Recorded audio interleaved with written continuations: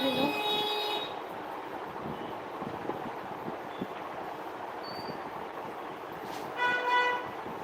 Yes, is everything fine? My voice is audible?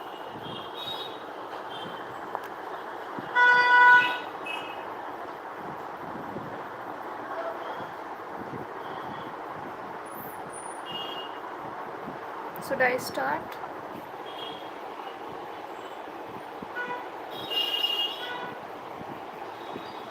Should I start? Give me a go ahead.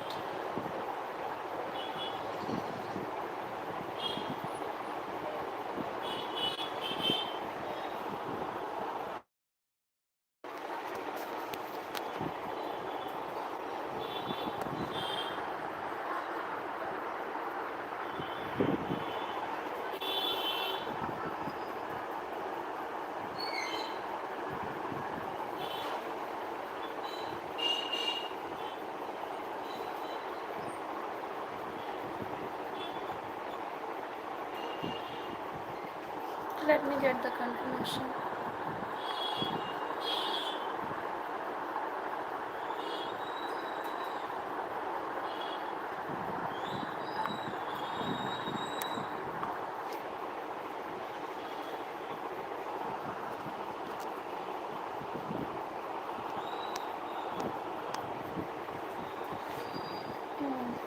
From the technical team side, there is some issue. Please wait, everyone, for a have little patience.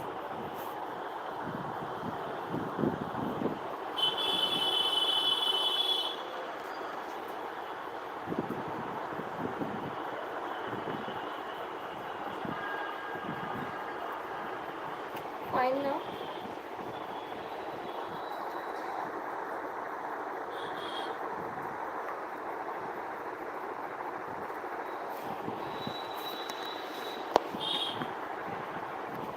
Okay.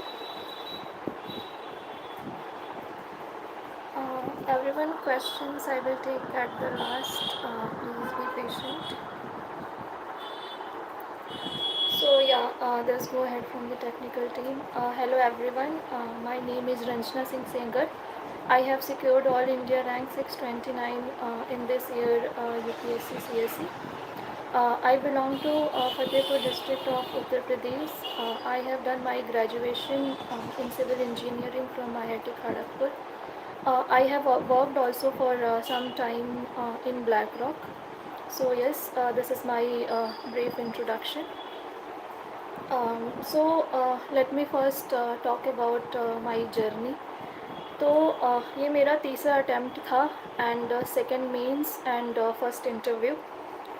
So this is the brief. और अगर थोड़ा सा detail पे बात करें तो in my first prelims I could not clear the prelims, and in my second attempt when I changed my strategy, I cleared prelims, but in my second attempt I could not clear the mains.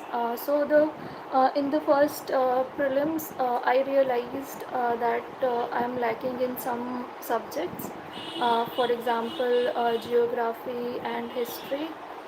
So in my second attempt, I did coaching. Then I attempted the second prelims, and then I cleared prelims but could not clear my mains. This was my third attempt. In that, I have cleared all the three stages.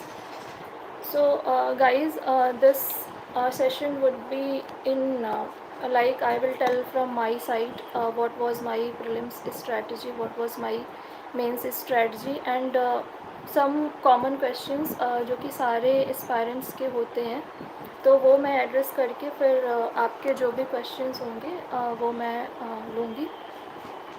तो अगर prelims की बात करें तो मेरी first of all strategy ये रहती थी कि मैं स्टैटिक पे खेलती थी.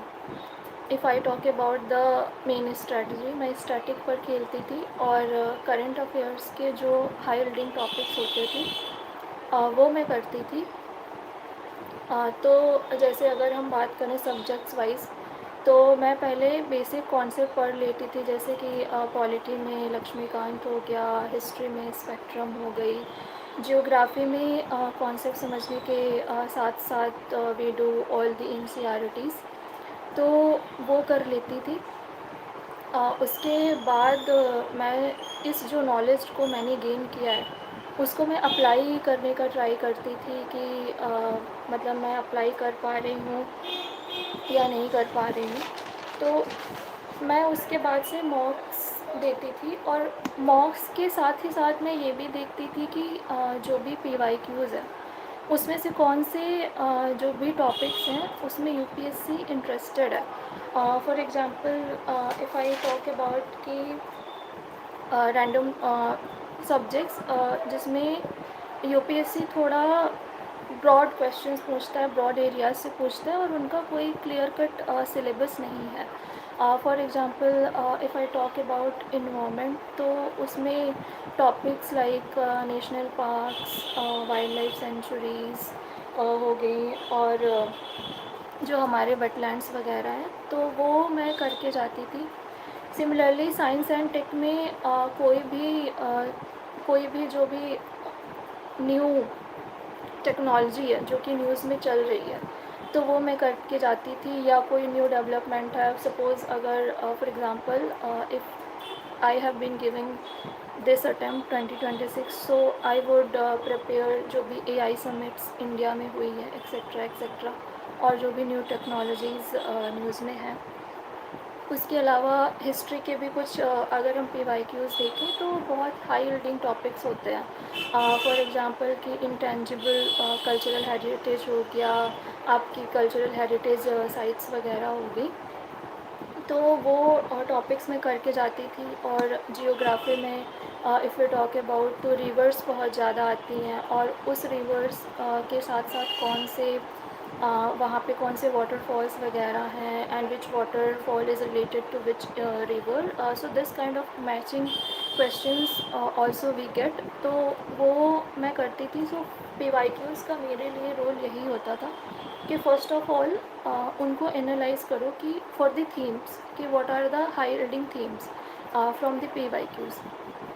उसके बाद पीवाईक्यूज़ का सेकंड रोल जो होता है कि how UPSC is framing the options, and can we get something कि ऑप्शंस फ्रेम कर रहे हैं तो क्या हम कुछ उससे ट्रिक्स वगैरह एनालाइज कर सकते हैं, कि कुछ ट्रिक्स हैं जिससे हम अगर नंबर ऑफ, क्योंकि in prelims as you all would have been hearing कि up to a point we know the questions and answers, 40-45 questions depending upon the level of preparation you have, and उसके बाद हमें जो भी हमने peripheral knowledge gain किया है, या जो भी हमने पढ़ रखा है, या हम दो ऑप्शन में कंफ्यूज हैं तो कुछ लॉजिक लगा के हमें एक ऑप्शन को बैक करना है, उसके बाद यही खेल होता है। तो उसके लिए आपको यही देखना होता है कि पीवाईक्यूज़ में how UPSC is framing the options in different subjects. तो if I talk about some of the tricks I have wrote down कि ठीक है, I don't forget anything in the video.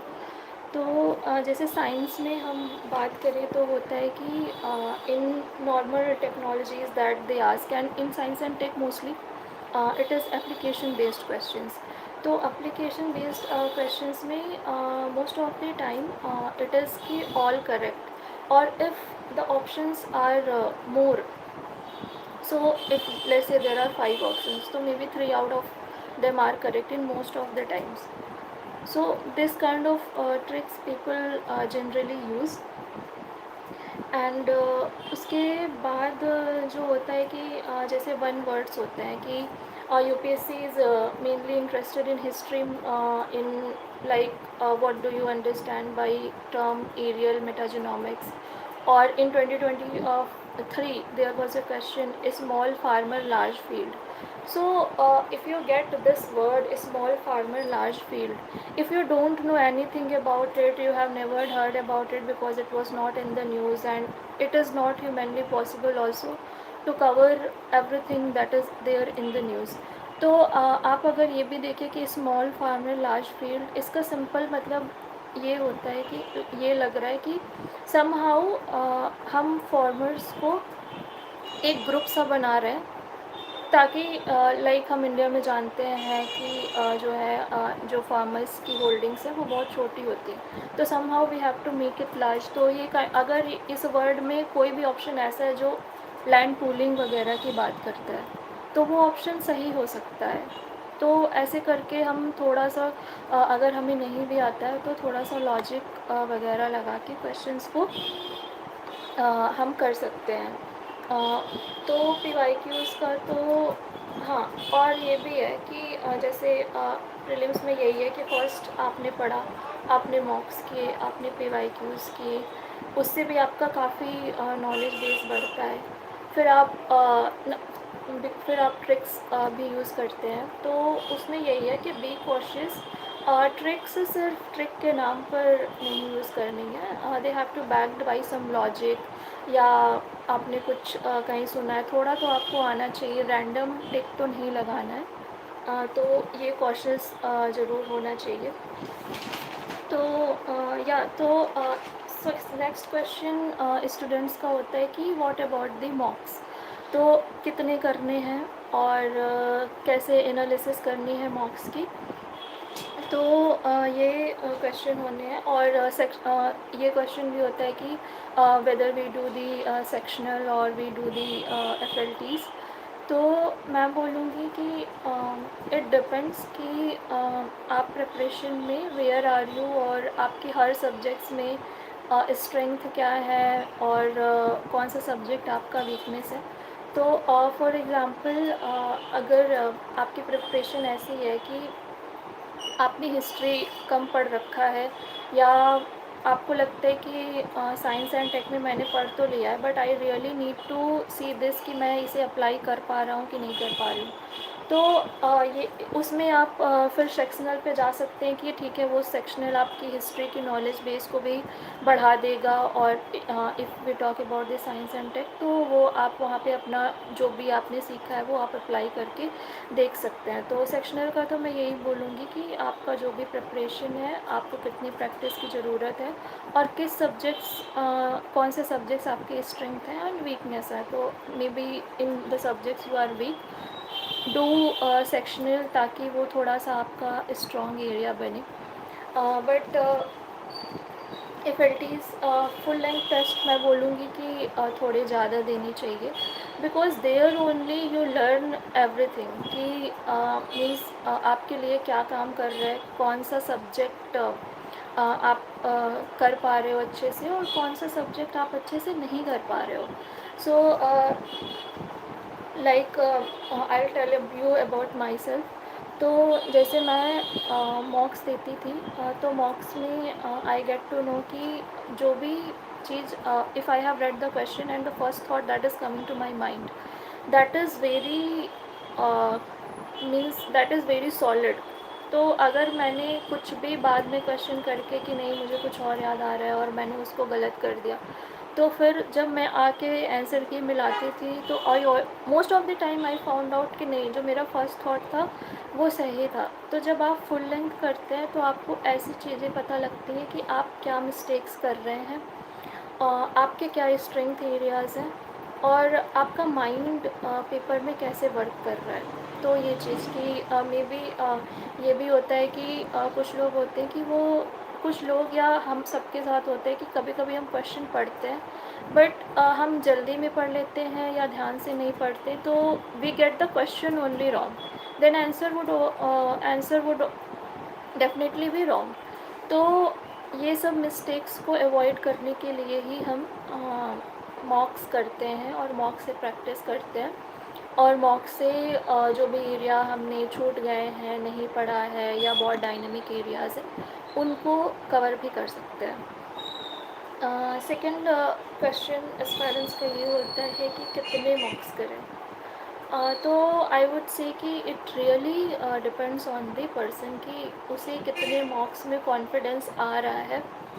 तो मुझे ऐसा लगता है कि one thing I heard somewhere someone told कि आपको जैसे ये मैंने मिस्टेक्स बताई कि sometimes you will read the question but you will read the question wrong, तो और या आपने OMR सीट ही गलत मार्क कर दी। तो ये सब मिस्टेक्स जब आपकी मिनिमाइज़ हो जाए, तो I think there you should stop. You learned about yourself, how you are attempting the paper. You have minimized the mistakes. You have got the confidence कि नहीं यार, now I can means apply whatever knowledge I have gained through learning the concepts. तो मेरे हिसाब से तो मॉक्स होना चाहिए, ऐसे करना चाहिए. बट जैसे मैंने अपने हर अटैम्प्ट में mostly in my second and third attempt 20 to 25 mocks किए हैं. But people generally say the 30-40 is the optimum range. And if you are someone जिसको ऑब्जेक्टिव क्वेश्चंस करने में काफ़ी प्रॉब्लम होती है, so I think you can go for more also. It is mocks are for the confidence. The third question that is there is कि mocks के marks जो होते हैं उन्हें हम seriously नहीं ना लें. My view in this is कि मीन्स मार्क्स डू मैटर. कि आपके अगर आपने कोई भी अच्छा मॉक दिया है, कोई भी फुल लेंथ दिया है, मतलब जो भी मतलब many coachings conduct all India test etcetera, और उसमें अगर क्वेश्चंस अच्छे होते हैं तो आई थिंक कि अगर आपके बहुत less than 50 आ रहे हैं तो I think any coaching mock has this कि फिर आपकी प्रिपरेशन कहीं ना कहीं आपका स्टैटिक पार्ट वीक है. क्योंकि कितना भी पेपर रैंडम हो, थोड़ा तो स्टैटिक क्वेश्चंस हर बॉक्स में रहते ही रहते हैं. तो आई थिंक कि मुझे ये लगता है कि मार्क्स का ये देखना चाहिए, दे डू मैटर. कि आपके एकदम ही कम नहीं आ रहे हैं, आपके बहुत ज़्यादा नहीं आ रहे हैं, it's okay, it's fine. But range में थोड़े आने चाहिए कि हाँ ठीक है 70 to 90 अगर पेपर का लेवल एवरेज है, यूपीएससी से थोड़ा मैच कर रहा है, तो I think if you are getting in that range तो it's fine, your preparation is fine. दूसरा मतलब मुझे ये लगता है कि जैसे मॉक के मार्क्स होते हैं तो उसमें समटाइम्स आपको ये देखना चाहिए कि आपने जो प्रिपरेशन की है वो क्वेश्चंस आप कर पा रहे हैं कि नहीं कर पा रहे हैं. मेन मुझे लगता है कि यही होता है कि if any question that you prepared और you even in current affairs you read but you could not do it, there you should work. तो वहाँ पे आपके क्वेश्चंस हो जाने चाहिए. तो मुझे लगता है मॉक में एक ये चीज़ भी आपको ध्यान देनी चाहिए कि आपने जो भी पढ़ा है वो आप कर पा रहे हैं और अप्लाई कर पा रहे हैं. तो ठीक है, तो ये हो गया. एंड हाँ जी, तो the third one is that कि जैसे हम मॉक्स कर लेते हैं तो what I always use to do it, I use to write my mistakes in a copy every mock, what are the mistakes I am doing. तो जब मैं नेक्स्ट मॉक देने जाती थी तो वो मिस्टेक्स मैं देख के जाती थी कि today I have it in mind कि ठीक है मुझे ये गलतियाँ नहीं करनी है. Because one of my mistakes was there कि sometimes I use to read the question so quickly कि मैं क्वेश्चन ही गलत मीन्स समझती थी. तो फिर वो मुझे रहता था कि नहीं, आज तो हमें क्वेश्चंस पहले एकदम ही अच्छे से पढ़ना है कि वो पूछ क्या रहा है. तो you can also do this thing कि आप जो है अपने मॉक्स में जो भी आप गलतियाँ कर रहे हैं उसे देखें, उसे नोट डाउन करें और नेक्स्ट मॉक में वो गलती ना करें, ये ट्राई करें. और एक एस्पायरेंट्स का नॉर्मल ये रहता है कि पेपर को एनालाइज़ कैसे करें. लोग बोलते हैं कि मॉक को एनालाइज़ करो, मॉक को एनालाइज़ करो, but this is a common question कि कैसे एनालाइज़ करें. So I think what I use to do was कि मैं देखती थी कि जो चीज़ first I compartmentalise the questions कि जो मुझे एकदम आते थे, जो मैंने पढ़ रखा है या वो एकदम ही स्टैटिक का पार्ट है, वो मैं कर पा रही हूँ कि नहीं कर पा रही हूँ, उसमें मेरा कितना सही परसेंटेज जा रहा है. तो और आई ऑलवेज एक्सपेक्टेड कि नहीं, यहाँ पे तो मेरा क्वेश्चन सही होना ही होना चाहिए because you have read it, you knew it. And then the second time question is where you are confused or you are in doubt between two options. तो वहाँ पे with your logic, with all your means आप वहाँ पे mind लगाते हैं relate करने का, कोशिश करते, तो उसके बाद वहाँ पे मेरे कितने सही हो रहे हैं। तो ये सब मैं एनालिसिस करती थी, और ये भी करती थी कि किस एरियाज़ को मैंने पढ़ रखा है बट रिवाइज़ नहीं किया, इसलिए मेरे वो गलत हो गए। तो मेरा एनालिसिस तो ऐसे ही होता था। And yes, one more thing is about how you attempt the paper also. So generally हमें जब पेपर मिलता है मेन एग्ज़ाम में, we should first flip the paper all the pages, कि just to absorb the shock कि paper में क्या क्या पूछ रहा है, कौन से एरिया से पूछ रहा है, और पेपर टफ़ है या मॉडरेट साइड में है, या नॉर्मल है। तो आपको वो चीज़ वहाँ पे थोड़े ही क्वेश्चंस देख के दिख जाएगी। तो फिर क्या होता है कि मैं सब्जेक्ट वाइज अपने पेपर को अटेम्प्ट करती थी। जैसे फ़र्स्ट मैंने पॉलिटी कर लिया, सेकंड इकोनॉमी कर लिया, फिर थर्ड में जियोग्राफी वगैरह कर लिया, ताकि मेरा माइंड जो है वो सिर्फ एक ही सब्जेक्ट में है। And if I am able to do the questions in the subjects in which I am confident of, तो ये भी हो जाता है कि आपका एक माइंड को सूदिंग इफ़ेक्ट मिलता है कि नहीं, I have done this number of questions, और उसमें मुझे काफ़ी क्वेश्चंस आते भी थे।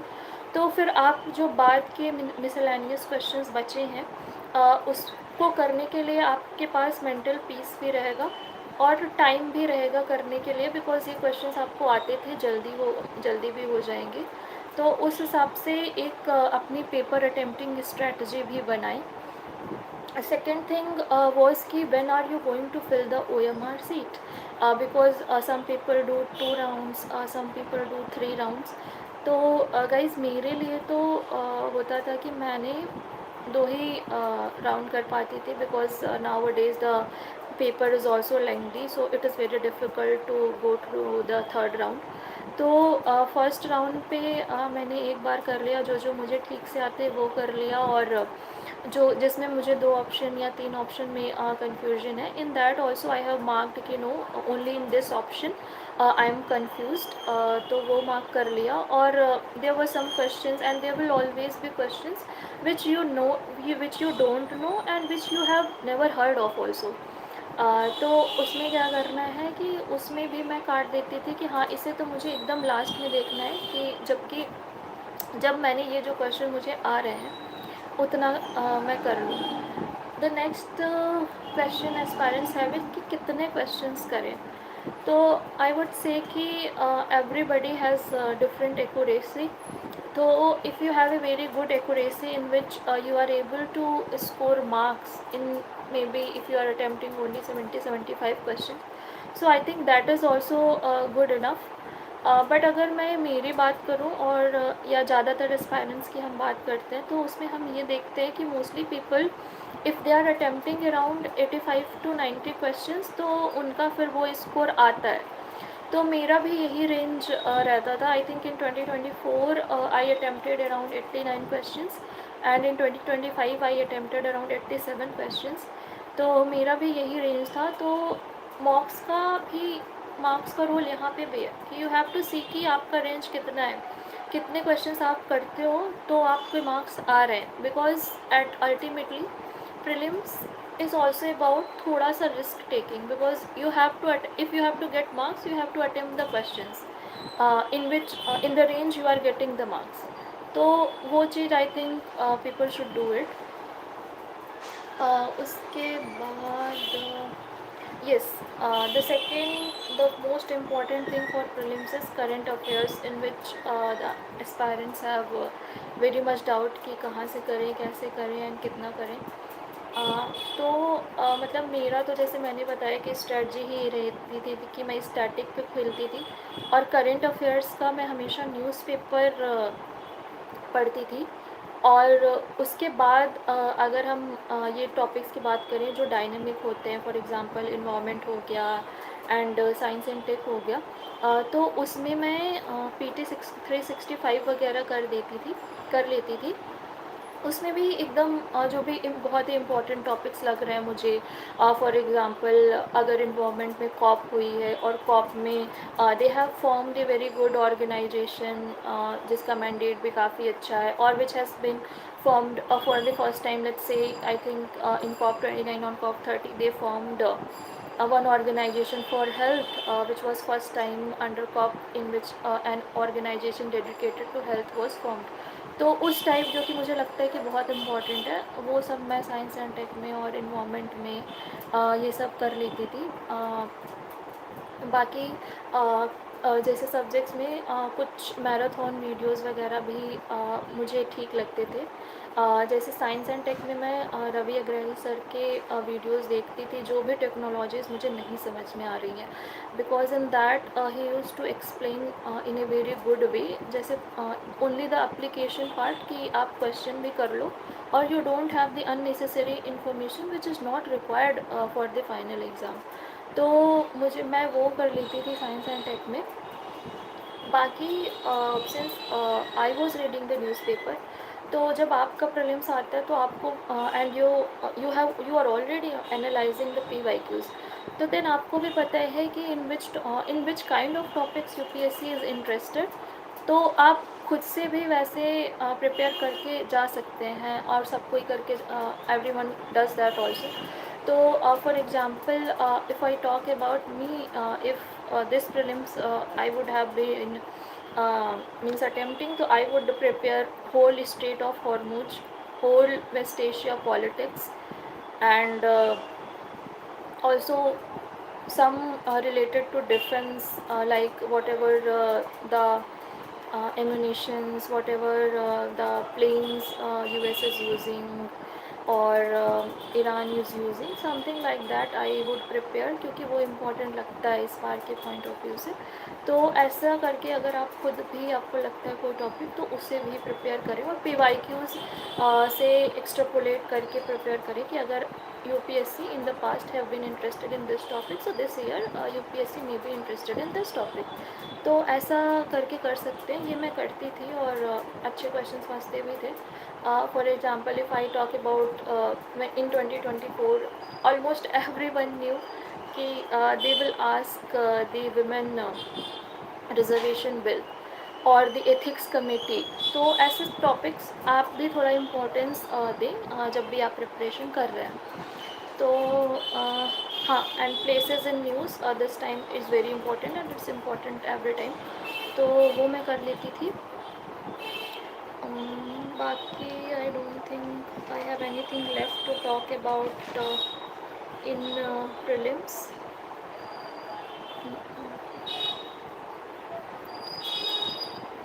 Yes, one more trick which I heard and I found it very useful.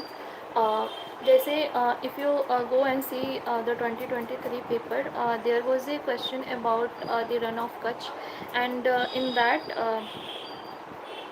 the English version was the question, and the English version was present day extensive marshland, and the Hindi version was so विस्तृत कच्छ भूमि उत्पन्न हुई है। So Kutch Bhumi already has the word run of Kutch, which was option D and which was the right answer. So sometimes in prelims paper you may not be able to understand some word, or if you're not able to understand some word, try to check the Hindi version of it. If you know, if you're from the northern India part, or anyways you understand Hindi, so you can check that part. So sometimes it can be useful in eliminating the options or even getting the right answer. So this thing is there. Yes, and then one thing is that when the exam is near, because the type of question in mocks and the type of question UPSC is asking is a little different. So before 1 week exam or 10 days exam, try to attempt the PYQs. Try to orient your mind UPSC के question की तरफ कि उसके कैसे options frame होते हैं, कितना time लगता है। तो थोड़ा सा PYQs को एज ए पेपर अटेम्प्ट करने का कोशिश करें before 10 days of the exam और 1 week before the exam. So this was all about prelims from my side. उसके बाद there was CSAT people talk about. So guys, I don't think I'm the right person much to talk about CSAT because I'm an IITian and I never means required much preparation for that paper. But I'll talk about one thing कि आप ये देखिए कि आपको comprehension और mathematics दोनों में marks मिल रहे हैं. सो आप दोनों में कुछ भी कर सकते हैं. तो if mathematics is simple for you to prepare mathematics, but I think with less time, if you're doing the comprehension and you can practice it, तो comprehension में भी अच्छे marks आ जाते हैं. तो आप थोड़ा सा balance करने का कोशिश कर सकते हैं for some comprehension questions and some mathematics question. So this only I wanted to tell. And one more thing, this mathematics, the questions that UPSC is asking, some questions I accept they are very difficult, and they with the simple preparation people may not be able to attempt it, but there are questions in paper which can be solved in a means with simple knowledge of mathematics. तो उन questions को आप ढूंढिए paper में जो simple question UPSC पूछ रहा है, because in the CSAT paper 80 questions are there and you have to just score around 67 marks and they can come from anywhere. So you can try to find out the question जिसमें जो आप कर सकते हैं और वो simple तरीके से हो सकता है, rather than wasting your whole time on the question which is difficult and which you may not be able to do. So for CSAT this was the thing. So let's talk about the mains preparation. तो माई mains preparation was like कि इन layered स्ट्रैटी, कि पहले तो मैंने जो भी conceptual clarity है वो कर ली. Every topic I read and I had done coaching, so I had classroom notes also. तो ये मेरे पास था. उसके बाद what I was to do was I used to analyse the PYQs कि whatever the notes I have and whatever the PYQs UPSC is asking, तो उसमें कितना गैप है. लाइक मेरे जो नोट्स हैं उसमें ये टॉपिक है और है, तो अच्छा आंसर लिखने के लिए जो भी कंटेंट चाहिए वो है कि नहीं है. तो ये मैं PYQ का एनालाइज करती थी. और ये कैसे पता चले कि मेरा कंटेंट जो है वो UPSC जो भी चाह रही है उसके कितना गैप है. तो ये आपको टॉपर कॉपीज से पता चल जाएगा. For some subjects you know what is the standards, for some subjects you think कि पता नहीं जो भी मेरे नोट्स हैं जो भी मेरे पास है इज़ दैट गुड इनफ. तो उसके लिए आप टॉपर कॉपीज़ को एनालाइज कर सकते हैं. तो what I used to do is कि लास्ट 2-3 ईयर्स में जितने भी टॉपर्स के स्पेसिफिक सब्जेक्ट्स में काफ़ी अच्छे मार्क्स आए हैं, उनके कॉपी को देख लेती थी कि means where UPSC is rewarding the marks, what are they writing, how are they writing. तो उससे मुझे एक आइडिया लग जाता था कि कितनी प्रिपरेशन अभी मुझे करनी है, कितना वैल्यू एडिशन मुझे अभी रिक्वायर्ड है. तो वो मैं कर लेती थी.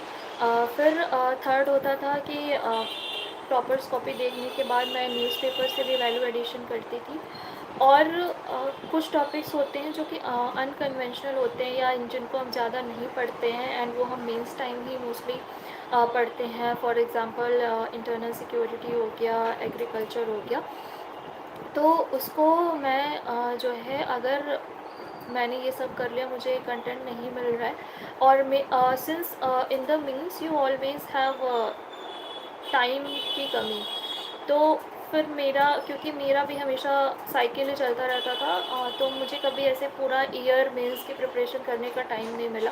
तो मेरे पास वही 2-2.5 महीने होते थे. तो उसमें मैं क्या करती थी, अगर मेरे पास कोई टॉपिक एकदम नहीं है तो आई यूज़ टू रेफ़र टू प्रहार which is available in the market. तो उसके मतलब जो भी टॉपिक्स मुझे लग रहा है बहुत इंपॉर्टेंट है एंड प्रिपेयर करना ही चाहिए, और तो मैं उसको प्रहार और मेरे पास टाइम कम है तो मैं वो प्रहार से देख लेती थी. उसके बाद yes, So this was overall my strategy of means. And if I talk about subject wise, तो जैसे होता है कि अगर आप पेपर 1 की बात करें, GS 1 की बात करें, तो हिस्ट्री और जियोग्राफी तो स्टैटिक होता है। उसमें आपको मतलब प्रेजेंटेशन का ही रहता है कि how you present, how you structure the answer, और उस पर आपको मार्क्स मिल जाते हैं। But in the society you have leverage to write a very good answer. तो क्योंकि उसके टॉपिक्स भी ऐसे होते हैं जो कि डायनामिक है, you can get a question on smart cities, you can get a question on women's empowerment, जिसमें आप अपनी थोड़ी सी क्रिएटिविटी दिखा सकते हैं। तो ऐसे सब्जेक्ट तो सोसाइटी में थोड़ा लिवरेज होता है कि वहाँ पे आप गुड एग्जांपल्स वगैरह अगर आपने इकट्ठा किए हैं तो वहाँ पे आप मार्क्स स्कोर किए हैं। तो सेकंड जो क्वेश्चन होता है एस्पायरेंट्स का कि नोट्स बनाए कि नहीं बनाए, तो I will tell about myself, and I don't know, I am not sure whether notes are required और not. It depends on the person कि जिसको नोट्स से ही पढ़ना अच्छा लगता है, तो I think they should go ahead and make notes. And जिसका people can manage without notes, so they can go ahead and don't make the notes. तो मैं तो ये होता था कि बट मैं ये ज़रूर करती थी कि जो भी मेंस टाइम पे मुझे वैल्यू एडिशन रिक्वायर्ड है, फॉर एग्जांपल मैंने एग्जांपल्स इकट्ठा किए हैं फ्रॉम द न्यूज़पेपर और फ्रॉम द इकोनॉमिक सर्वे, तो वो you should write in one place, so when you are reading the static part or the concept part, or you are reading the notes, so you are able to get that example कि ठीक है वो example वहाँ पे है और आपके mind में वो आ गया, so when you are writing the answers तो आपको वो question या वो example दिख जाए। तो मुझे ये लगता है कि ये कर लेना चाहिए। बाकी नोट्स का मुझे वन पॉइंट ये भी लगता है कि इट डिपेंड्स अपॉन कि how much time you have, because if you have the notes it makes your life easier during the mains और during the any even prelims. If you have the notes, और तो आप जल्दी से revise करने में बहुत इजी होता है, बट वो टाइम टेकिंग भी होते हैं। तो मेरे पास तो टाइम नहीं होता था, तो मैंने नोट्स बनाने का ऑप्शन ही नहीं रहता था मेरे पास। बट अगर आपको लगता है कि आपको नोट्स चाहिए और आपके पास टाइम है, तो I think they make your life easier, especially during the mains, कि आपको तुरंत ही पढ़ के आंसर राइटिंग करनी है और एग्ज़ाम हॉल में जाने से पहले भी आपको रिवाइज़ करना है, ताकि आप वहाँ अच्छे एग्जाम्पल, अच्छे पॉइंट्स प्रोड्यूस कर पाएँ। तो वो चीज़ तो you have to see according to your preparation and the time you have. उसके बाद आती है कि प्रैक्टिस करें कैसे, आंसर राइटिंग कैसे करें एंड प्रैक्टिस कैसे करें।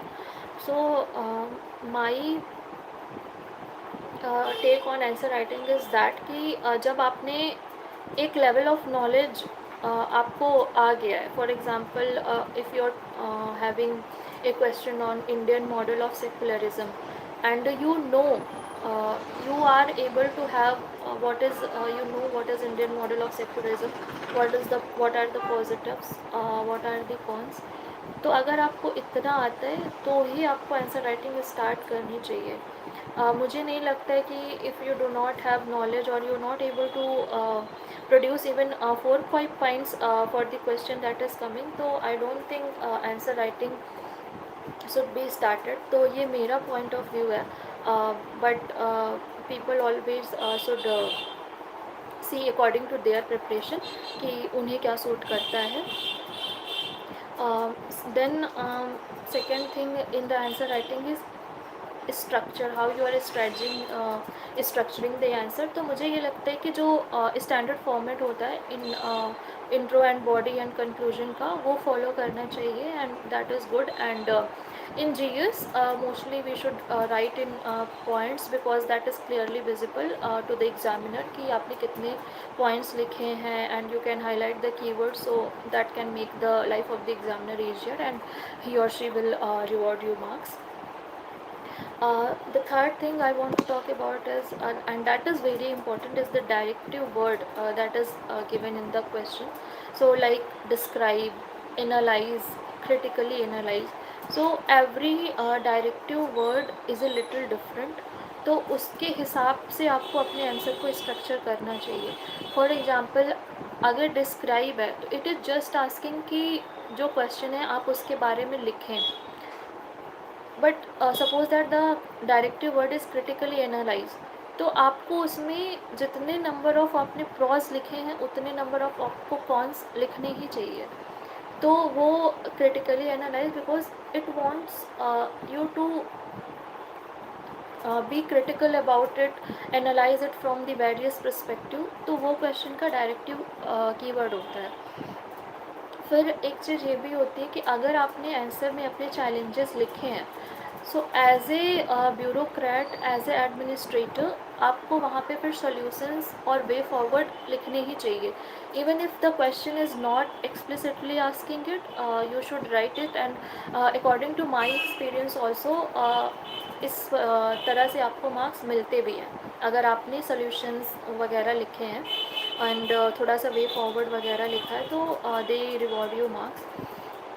Then diagram and flow chart, I'm not really sure, means they are good, but मतलब मेरी राइटिंग स्पीड ऐसी थी या मेरा फ्लो ऐसा रहता था कि मैं ज़्यादा नहीं कर पाती थी डायग्राम एंड फ्लो चार्ट में. But I think yes, if you are good at it, if you can make it, it can be a good thing because it breaks the monotonicity of your copy जिसमें आपने बस लिख रखा है and लिख रखा है. Then the third thing is about the evaluation. तो मुझे लगता है कि आप अगर टेस्ट सीरीज़ ज्वाइन करते हैं तो इवैल्यूएशन तो होके आता है, बट आपको हमेशा सेल्फ इवैल्यूएशन करते रहना चाहिए अपने आंसर्स का कि आपने कितने मतलब आपने कैसा लिखा है, आपको कैसा लग रहा है according to your preparation, is it good enough और you wanted to write something is and उस टाइम पे आपको ध्यान नहीं आया. तो I think and how many keywords are you writing, तो आई थिंक आपको खुद से इवैल्यूएट करना चाहिए and you can be the best evaluator for your own answers. तो वो करना चाहिए for the answer writing. And the for the value addition part, I think economic survey, data and facts about the things and examples work very well for the value addition. Then if I talk about yes, intro and conclusion. So conclusion में you should have words like विकसित Bharat and सबका साथ सबका विकास in the questions, let's say it's about the poverty etc. तो जो कि it shows to the examiner that you are aware about the things that are happening in the country. तो ऐसे keywords वगैरह अपने आंसर्स में डालें तो मार्क्स अच्छे मिलते हैं आपको. और इंट्रोडक्शन के लिए भी आपको means try to do a little different instead of just writing the definition. You can write data fact और you can write something that is going on in the news. तो वो I think better marks fetch करता है rather than simply writing the definition part. तो yes and yes for the test series part. So I think आप जब test series लिखते हैं and answer evaluate करते हैं तो जो टेस्ट सीरीज़ के सॉल्यूशंस उन्होंने दिए होते हैं तो some people read them, some people do not read them. But मेरा ये टेक है कि अगर आप उस means even if the answer that they have given is very large, जो कि means UPSC asked you in 250 words and the answer they have given is 450 words. But I think वो आपके हॉरिजन खोलता है कि आप अगर फ्यूचर में डिफरेंट टाइप के क्वेश्चन आते हैं तो आप उसमें किस प्रकार के पॉइंट्स बना सकते हैं. तो this can really be a value addition और this can cover what you have not covered in your own notes. तो मैं तो जो है सॉल्यूशंस जो भी टेस्ट सीरीज़ मैंने ली है उसके पढ़ती थी और मुझे लगता था कि ये मेरे पॉइंट्स प्रोड्यूस करने के हॉरिजन को बढ़ा रहा है, तो वो मैं करती थी.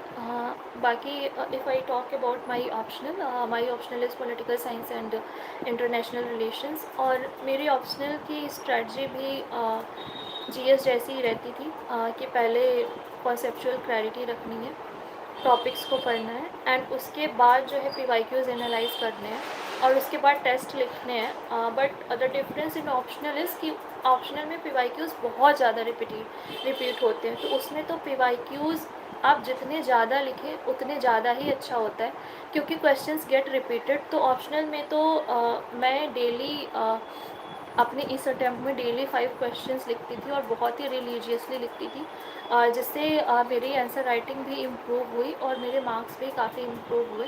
तो this is the difference between GS and optional answer writing, कि ऑप्शनल में आपके पीवाईक्यूज़ बहुत ज़्यादा रिपीट होते हैं।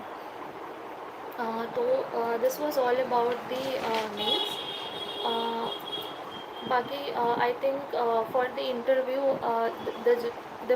the general format that you prepare your DAF, and then fill the DAF to the best of your knowledge, prepare it, and in the interview period try to read 2 newspapers which can broaden your understanding. तो ये सब कर सकते हैं आप, और interview में यही करना होता है, और बस अपनी कम्युनिकेशन पावर, अपनी पर्सनैलिटी, वो सबको बढ़िया से इम्प्रूव करना होता है। तो that is about the interview. उसके बाद yes, I think I have covered all the stages.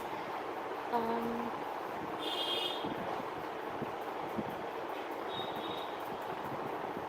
Notes plus, yes, one question, I think current affairs I have covered, कि जैसे भी प्रीलिम्स में मैंने कवर कर लिया कि करंट अफेयर्स को कैसे कवर करना है। Yes, one question I found was this, कि मोटिवेटेड कैसे रखें ड्यूरिंग दिस प्रिपरेशन, आप अपने आप को कैसे मोटिवेटेड करें। तो I think for me it was the sense of purpose, कि मीन्स सेंस ऑफ पर्पस कि मुझे क्या करना है, and why I started this journey always help me keeping myself motivated.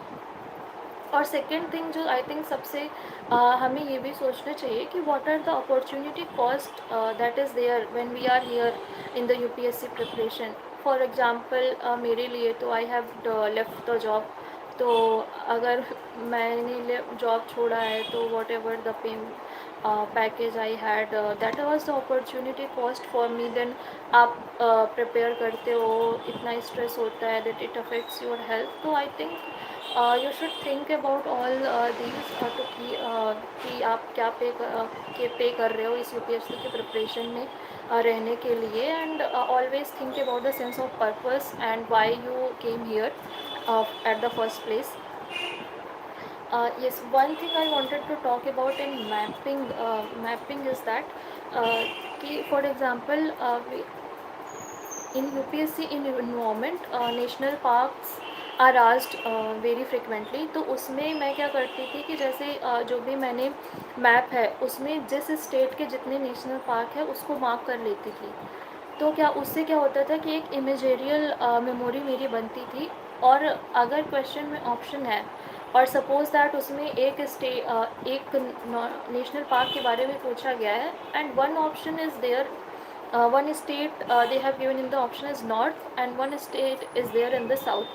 अगर आपके माइंड में वो मेमोरी है, तो if the national park is in the north you can never mark it in the south, because आपके वो तो memory में ही है, बट अगर आप उसको पढ़ते तो शायद आपको कंफ्यूज हो जाते। तो I think this kind of things आप अगर मैपिंग करते हैं और मैप में ही मार्क कर लेते हैं, बी इट आपकी नेशनल पार्क्स हो गए, आपके कल्चरल हेरिटेज साइट हो गई, तो वो आपके माइंड में बहुत ज़्यादा ऑप्शंस को एलिमिनेट करने में और याद रखने में बहुत ही ज़्यादा हेल्पफुल होता है, and that is what I had done also.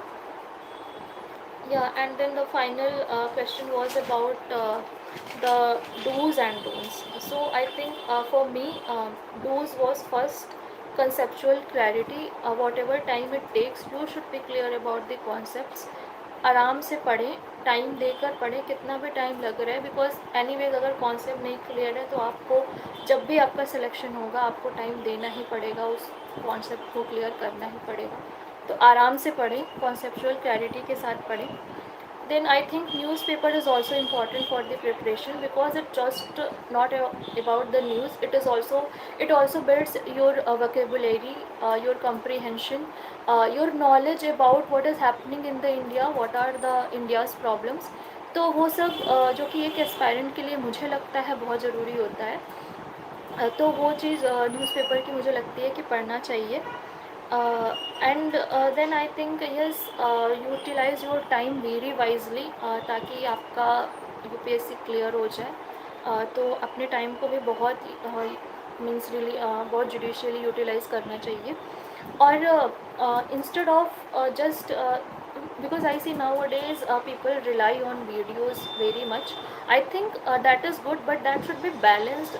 It should not be कि आप बहुत ही ज़्यादा सिर्फ वीडियोज़ ही देख रहे हैं और उसके बाद आपने यू नेवर चेक्ड कि वो आपके माइंड में आया कि नहीं, एंड आपको वो याद हुआ कि नहीं, and whether whatever you have learn from the video you are able to apply और नॉट। तो वो चीज़ आपको देखनी चाहिए मुझे लगता है। तो वीडियोस भी बैलेंस्ड होनी चाहिए, आपको अपना टाइम बहुत ही जुडिशियसली यूटिलाइज़ करना चाहिए।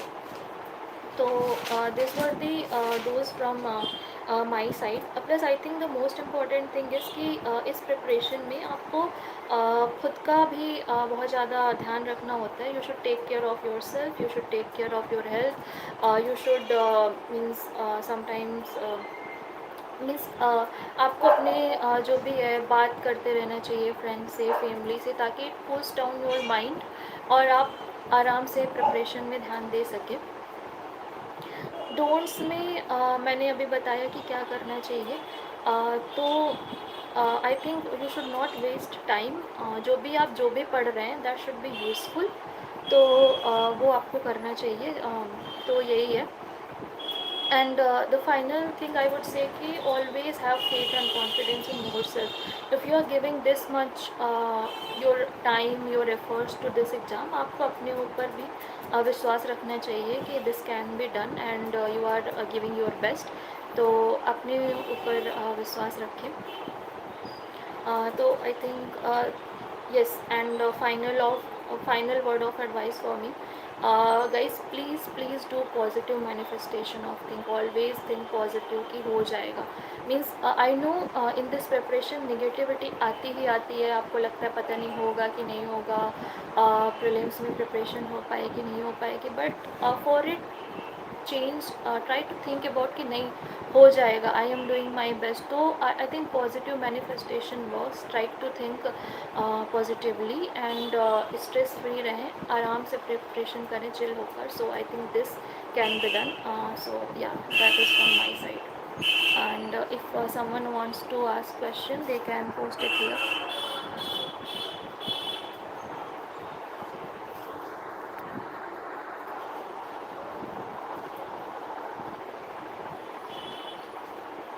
Okay, there was a question, which coaching should I join for GS foundation course for a strong basics?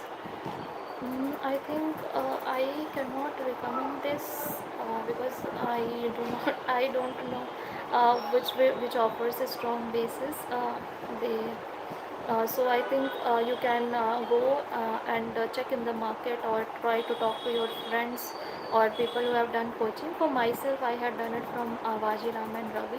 But I think every coaching is good. It depends on what you need and which subject is your weak subject, etc.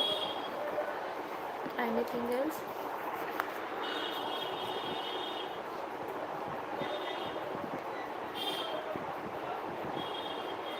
Have you done your preparation while working? No, I left my job around August 2022 when I started full-time preparation. Um, Ma'am, when sources are limited, NCERT and standard books, then why does it take so much time for people to crack UPSC? Actually, what I think about this is कि चलो आप पढ़ भी लेते हैं, but I think the exam is such that when you actually go and give the example, then only you understand the actual need of the exam. Like in pre you have read everything, you did mocks, but actually what is your mind orientation in the day exam matters so much that you would be able to realize when you give the prelims कि आप उस दिन कितना chill थे, आपने stress नहीं लिया, आप सो कर गए, and you reached the center on time, everything was done perfectly, और आप बहुत ज़्यादा स्ट्रेस नहीं थे जब आपको पेपर मिला, आपने अच्छे से कॉमन सेंस लगा के किया तो आपका प्रीलिम्स हो जाएगा. And this you realise when you actually go in the exam centre. In mains also आपने बहुत अच्छे आंसर लिखे हैं, मॉक्स में आपको मीन्स मार्क्स भी अच्छे मिल रहे हैं, बट मे बी यूपीएससी में जो चेकिंग क्राइटेरिया है वो डिफरेंट है, and they can reward different things, you never know. तो I think that happens, so that is there. Ma'am, PYQs for means of 15 years, both prelims and mains. No, no, I think for pre you can go for 10 years, and for mains you can go backwards कि जो latest question है उन्हें आप पहले देखें. And for trend analysis, हाँ, I guess you should see for around 10 years कि what has been the trend. तो मेंस के लिए ये कर सकते हैं. Theme wise answers of those is enough. Yeah, I think first of all prepare the themes, prepare the important themes, then do mock answers so that you are able to cover most of the topics. Ma'am, every year the question pattern will be changed in means, and how do we know that which part is important for us and which part is not? How can you face that thing when you prepare? I think the basics do not change, so the topics from the themes from which they would be asking would be same. A little bit difference, I think that should be there, because every year the exam should test means should test the candidates very well. So I think if you have prepared the basics, you have done the mocks, so you would be able to do it. That is not a problem. Uh, Ma'am, how start preparation along with college as second year from a second year student from scratch? I think see some topper videos, and see prepare the book list, start reading, see whether you are able to do it on yourself, समझ आ रहा है कि नहीं आ रहा है. So I think that way you can start. Ma'am एक sources बता दो एक बार सारे. मेरे तो सेम ही सोर्सेज हैं जो सारे, मतलब हम स्टैंडर्ड यूपीएससी में पता होता है. फॉर एग्जांपल पॉलिटी में Laxmikant, and then history spectrum, geography for NCERTs plus class notes, economy. I did NCERTs, but I was financial, I did financial engineering in my college, तो वो मेरा थोड़ा डिफरेंट था क्योंकि मुझे काफ़ी चीज़ें पहले से समझ आती थी, तो नॉर्मली मेरा न्यूज़पेपर से ही काम हो जाता था. तो then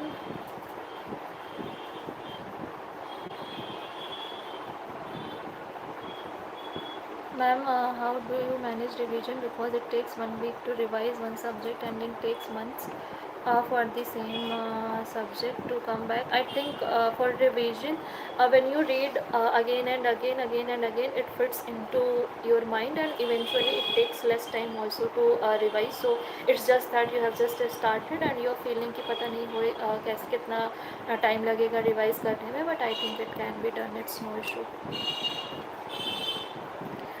Ma'am, fit 70 and sectional 90, is it okay? What is that? I am not aware about it. Ma'am, can you please tell how your routine was made before finishing the syllabus and after finishing that syllabus? Means I am not getting the question.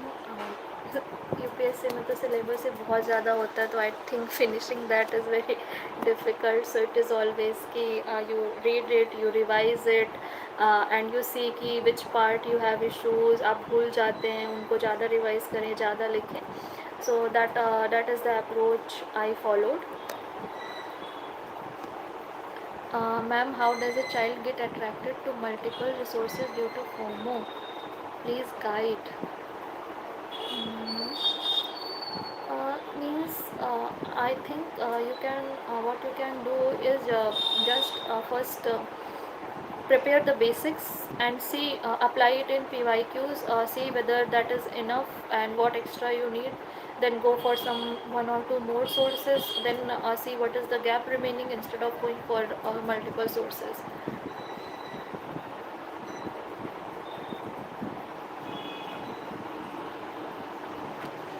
revision method, yeah, revision method is only that what if you have made the rule notes, revise from notes, and if you are reading from the book, if you're reading means, let's say if Lakshmi Khan for the 15th 20th time, I think you you will always remember what is written there. You will just focus on what you do not know or currently you are not able to remember. तो I think वो हो जाता है with time. Just do it, just study.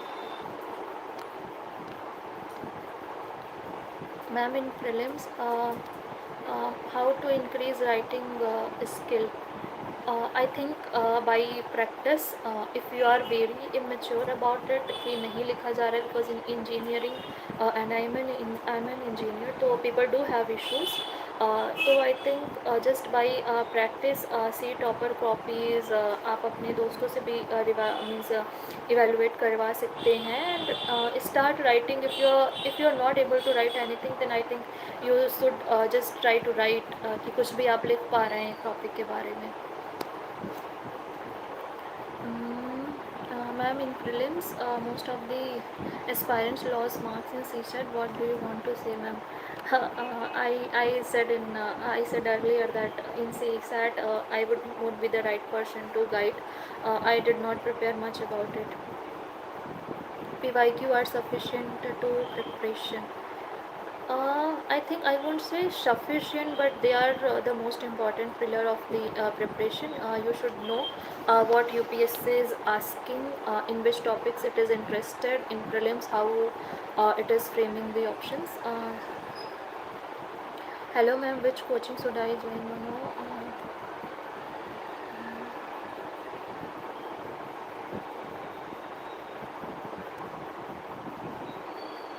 is it really important to write exact given number of words, 150 or 250? Is it page wise? No, I think you would never be able to count there because time is very limited. So you will when you will write in those two pages whatever they have asked, address all the subparts. तो वो उतना हो जाता है. Even if it is 130 140 and you have address the demand of the question, then it is fine. The final means main thing जिसमें आपको अपने question को इवेलुएट करना है कि जो भी पूछा गया है वो आप लिख रहे हैं कि नहीं. That is the main thing. तो उसमें अगर आप के 120 125 वर्ड्स भी हो रहे हैं तो good enough. So no, you don't have time to it, and 130 140 depending upon how you write, your writing style, your writing speed, you will be able to choose when you write means. um, Hello ma'am, what should I do in the last 1 week in prelims? I think yes, I did tell कि do PYQs, revise the areas in which you are means आपको नहीं याद हो रहे हैं और आप हमेशा वो भूल जाते हैं, जो बहुत important themes हैं वो रिवाइज करके जाएं. स्टैटिक पे ज़्यादा फोकस करें आई थिंक लास्ट वीक पे, क्योंकि वही है जो आपकी नैया पार लगाएगा इन prelims. So yes, do the static. How to revise? I think I had taken this question. Hello ma'am, which coaching?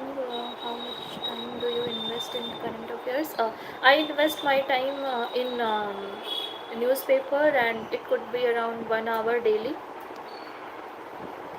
Hello ma'am, which coaching do we benefit from extracurricular activities? I think yes, in interview you do get a benefit if you are good at it, and whatever they are asking in the interview about your extracurricular activity, you are able to means tell it in a very good way, and they are satisfied with your answer, then yes, it is a very good thing.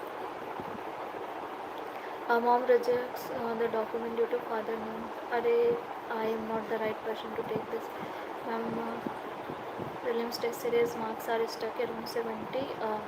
Yes, I think if your marks are stuck around 70, so I think you're good at it, and then just try to follow some tricks, try to find out a good way to approach the question which can increase your marks. You can find some good videos on in means YouTube, and then you must be very stuck कि हाँ ठीक है, जो दो option आपके रह जाते हैं उसमें से आप गलत वाला ऑप्शन चूज़ कर रहे हैं अभी। सो आई थिंक विद प्रैक्टिस भी आ जाएगा, एंड आप थोड़ा और अपना नॉलेज भी बढ़ाइए तो आपका वहाँ से भी ज़्यादा क्वेश्चन अच्छे निकल के आएंगे।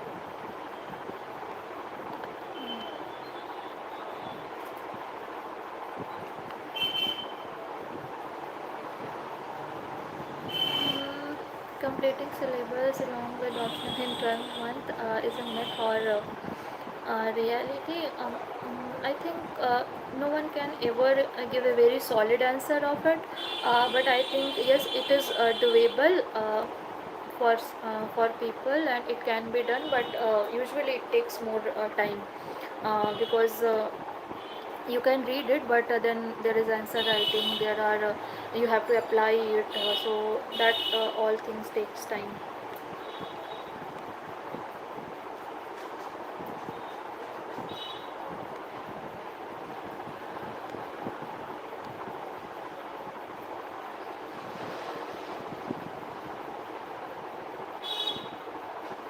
Starting today, can I crack UPSC in 2027? Definitely, you have a whole 1 year, you can do it.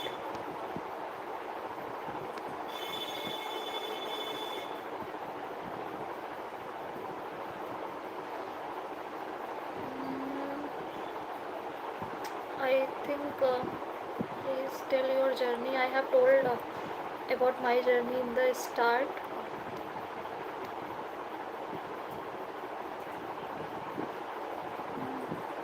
Ma'am, Lakshmikant is sufficient for memes.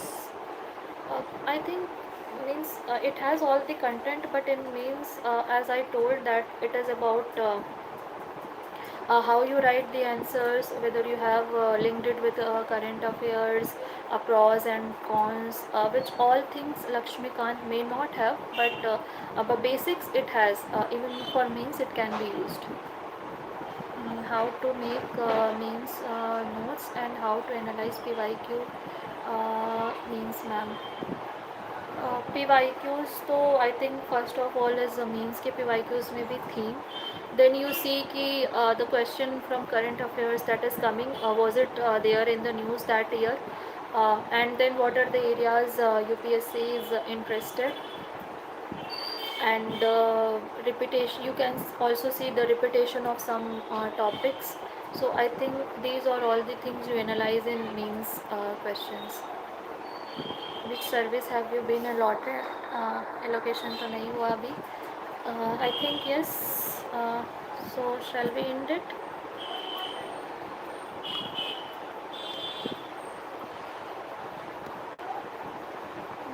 Yes, I think all the question has been answered.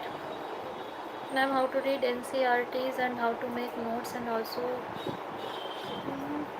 NCRTs. So I think how to read means read it if you are able to means समझ आ रहा है तो ठीक है, नहीं तो you can Google it out जो भी नहीं समझ में आ रहा है, और जो टॉपिक नहीं समझ में आ रहा है आई थिंक आप वीडियोस वगैरह भी देख सकते हैं. So yes, I think yeah. So yes, guys, I think I'll end it now. It was very nice interacting to you, and I have told whatever the major part I had followed. So yes, best of luck to all of you for prelims. सबसे service में मिलते हैं. अच्छे से पढ़िए and UPSC crack कीजिए.